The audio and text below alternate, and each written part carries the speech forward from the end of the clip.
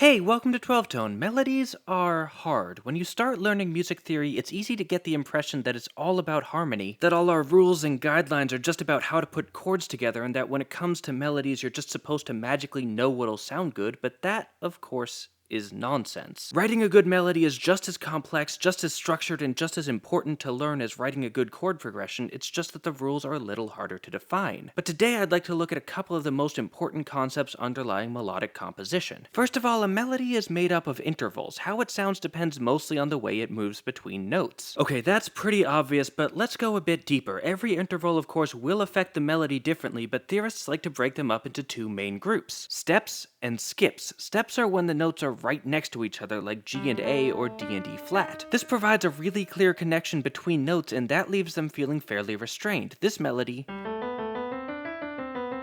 is all steps, and you can hear how every note feels almost bound to the ones on either side. Step-heavy melodies also tend to have a fairly small range because it's hard to move all that far when you have to do it one step at a time. Skips, on the other hand, are anything larger than that. This could be as close as a minor third, or it could be an octave, or wider. Where steps provide grounding, skips provide freedom. Large jumps allow you to quickly run through whatever range you want, and their disconnected nature provides a sense of openness and power, perhaps best exemplified by this recognizable tune,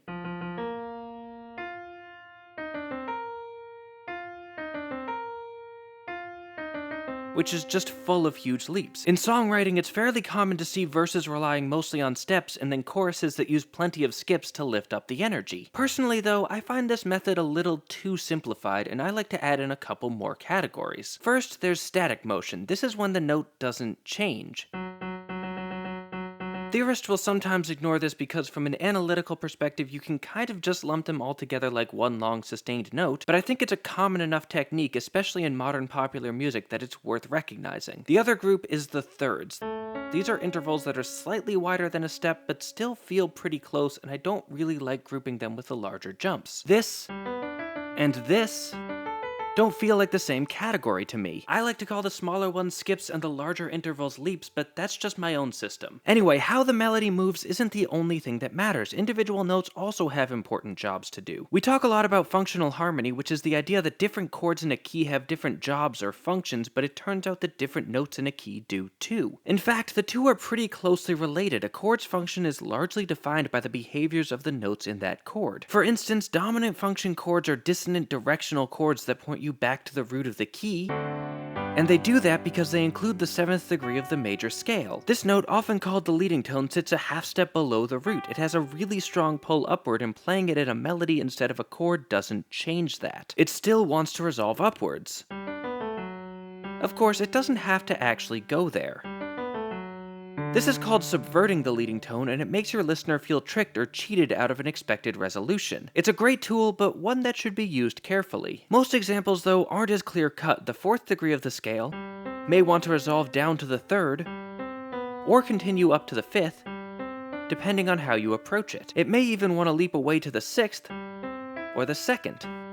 That may sound like it doesn't really have a function at all, but that's not quite fair. In each of those cases, it's serving a specific role, and its relation to the key defines what that role is. Going from 4 to 2 isn't the same as going from 5 to 3, even though it's still the same interval. Which note you're on still matters, it's just that depending on context, most notes can wear a lot of different hats. And finally, let's zoom out a bit. We're not concerned about individual notes anymore. Now we want to look at phrases. Phrases are basically complete musical sentences, and they come in two forms: questions and answers. Okay, technically they're called antecedents and consequents, but it's pretty much the same thing. Much like in English, the best way to tell a question from an answer is by looking at how it ends. Question phrases leave the melody hanging.